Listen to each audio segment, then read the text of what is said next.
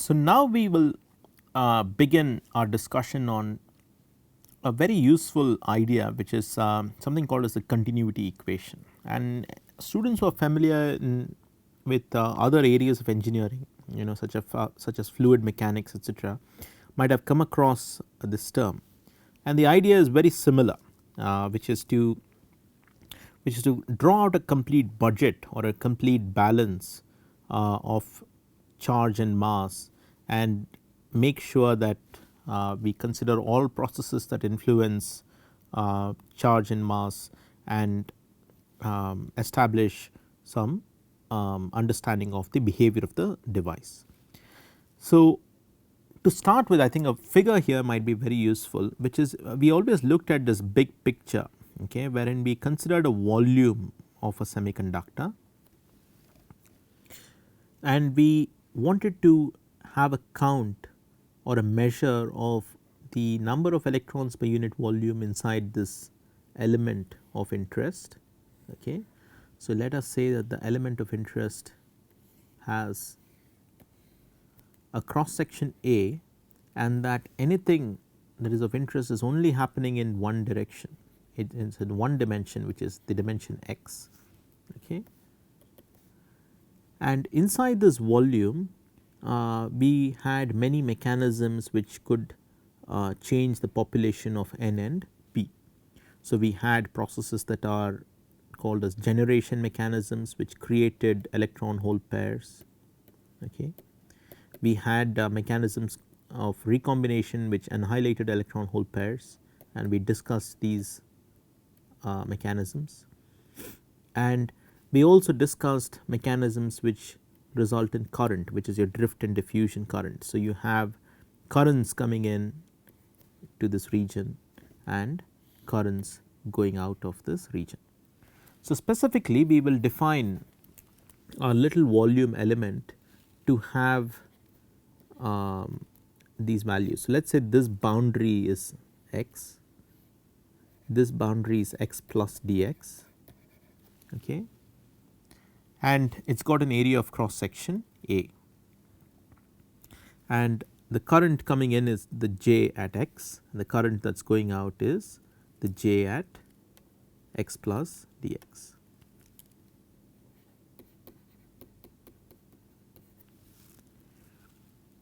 So, these are all the processes that are going on, and therefore, you have currents coming in and going out, you have RG mechanisms and any other processes which is affecting your total electron and hole count. Now, if you consider only electrons, okay, so let us not worry about holes first. We will represent these currents as Jn that is coming in and going out. You will find that your total, so n is the number of carriers per unit volume, it is the count number per volume. Okay. J is the current density, it is the rate of change of rate at which the charge is changing per unit area. Okay. So, in some sense it is per unit area. Therefore, and your generation and recombination rates, they are all talking about the rate of change of the number of electrons or holes per unit volume in this element. So, that is what your G and R are. So, let us establish everything in terms of the total number. Okay. Let us not worry about densities, because here you have per unit area, there you have per unit volume, and therefore things can get a bit confusing. So, we will just establish everything in terms of the total number. So, in this element of study, so this element has got a volume of A times dx. So, that is the volume of this element, and the cross section area is A.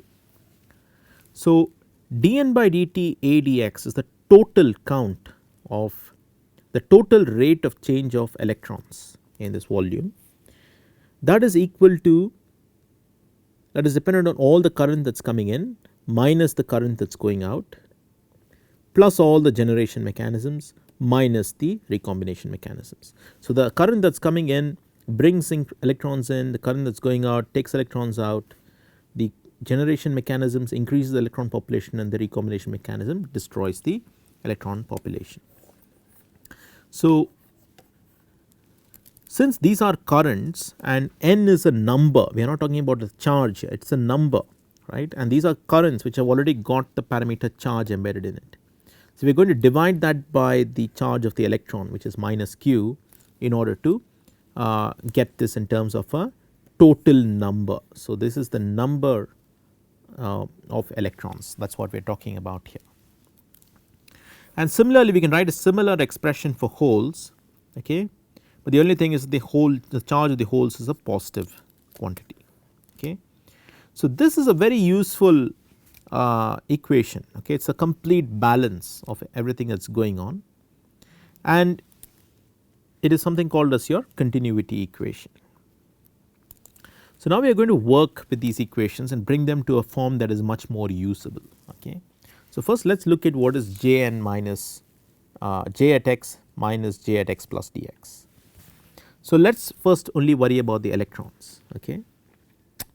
So, if you think of your j at x plus dx as simply j n at x plus the slope into dx, then j n of x minus j n at x plus dx is simply equal to minus dj n by dx into dx. Okay. So, therefore, this term, this numerator is going to be minus dj n by dx into dx, and using that in that numerator, your continuity equation now becomes dn by dt into a dx has got this term, which is essentially this, plus your generation recombination mechanisms. Now, you will notice that this minus sign here has been cancelled using the minus sign at the electron charge. So, there was a minus q because the charge in the electron was negative. So, that minus sign has gone away and you have a plus in that location. So, now we can very easily clean out all these volume elements. A dx can be cancelled everywhere and we have that equation to be appearing in a very simplified form as shown here. Now, let us think about the currents a little bit more. So, we had discussed earlier that the electron, you have the drift currents and you have the diffusion currents and in the case of electrons, the drift and diffusion currents were supporting each other, and therefore, you have the drift current of electrons plus the diffusion current due to electrons contributing to the total current density. Okay. So, we substitute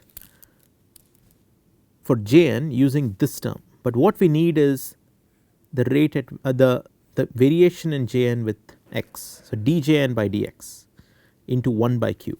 So, this term 1 by q dJn by dx is going to result in us taking a spatial derivative of the drift component and a spatial derivative of the diffusion component.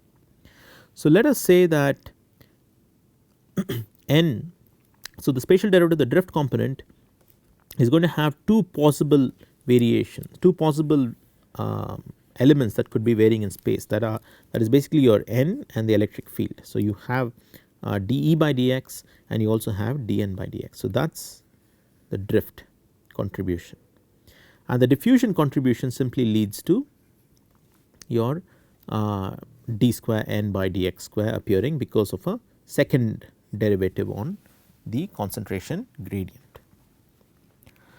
So, therefore, the continuity equation for electrons is given by this relation here. Okay. So, dN by dt has got components due to drift, components due to the diffusion currents, components due to the generation of electrons, and components due to the recombination of electrons. And we have already looked at how to compute the recombination term for different cases when we studied generation recombination mechanisms. Now, the same exercise can be performed for holes as well, except for a few minor differences. The first difference is that this charge is positive for holes, okay, and the second difference is that the drift and diffusion currents, as we discussed earlier, are opposing each other in the case of holes. So, you have a negative sign. So, you allow for these two corrections and you will find that the continuity equation for holes is given by this expression here.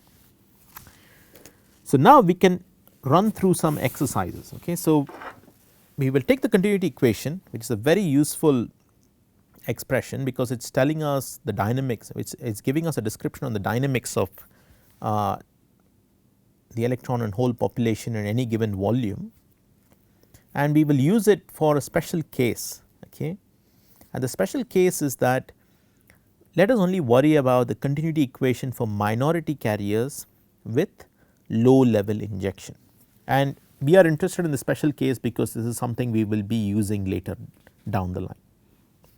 Okay. So, when we say minority carriers with low level injection, we are going to make further approximations. Okay. We are interested in this very special case. We are going to apply this general relation. So, this relation is general, it is very useful, and we are going to use this relation for this very special condition, which is minority carriers, low level injection, no electric field. So, your E is 0, okay, and the condition where your equilibrium concentrations do not change with space. That means, your NO and PO are independent of space, okay, they do not change with space. Okay. So, using these conditions we will first establish that N is your NO plus delta N. So, this is the low level injected carriers, and since these are minority carriers we are talking about the electrons in a p type material. Okay. So, this is a p type material and we are talking about electrons in a p type material. So, dN by dt, since N naught is the equilibrium carrier concentration, dN naught by dt is a constant, therefore, dN by dt is similar to d delta n by dt. dN by dx is same as d delta n by dx because N naught is not going to vary with x, right. And if you take your general continuity equation, so this is my continuity equation with all the terms in it, okay, that is a general equation.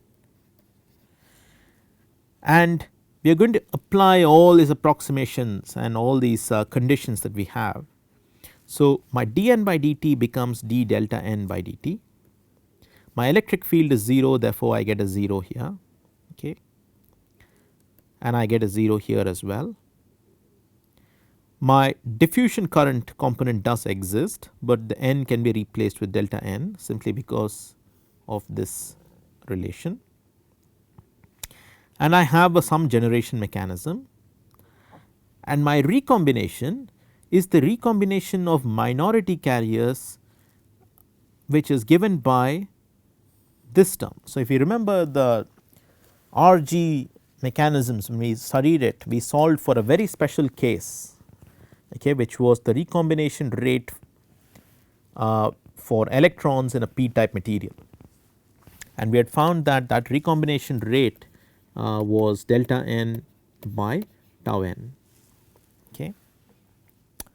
So, that is the recombination rate that we are using. So, this is the special case that we want to study.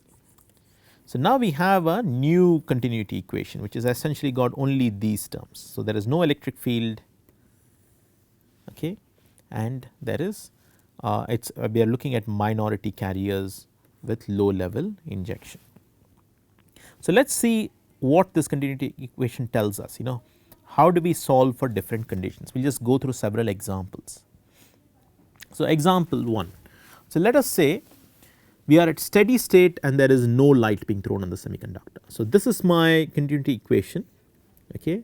This is all assuming everything that we discussed in the previous slide, which is low level injection, no electric field, NO/PO are not varying with space, they are constant in x, and with all these conditions, and we are talking about minority carriers. So, it is we obtained from the general continuity equation we obtained this new continuity equation under these conditions. So that is what we are going to use now, and we are going to use this under the condition where in the first example we are going to say we are at steady state and there is no light. So steady state implies this derivative has to be 0. So we are now looking at the total change in carrier concentration. So steady state implies this derivative is 0. And diffusion, we have not made any comments on the diffusion current, so therefore we will retain this term. There is no light, so therefore there cannot be any generation mechanism, and there does exist a recombination mechanism. So this is the modified continuity equation for this particular example, and you can solve this. So this is a very useful relation because we will use it when we discuss p-n junction diodes, okay. And the solution to this equation, so what we have here is an equation that looks like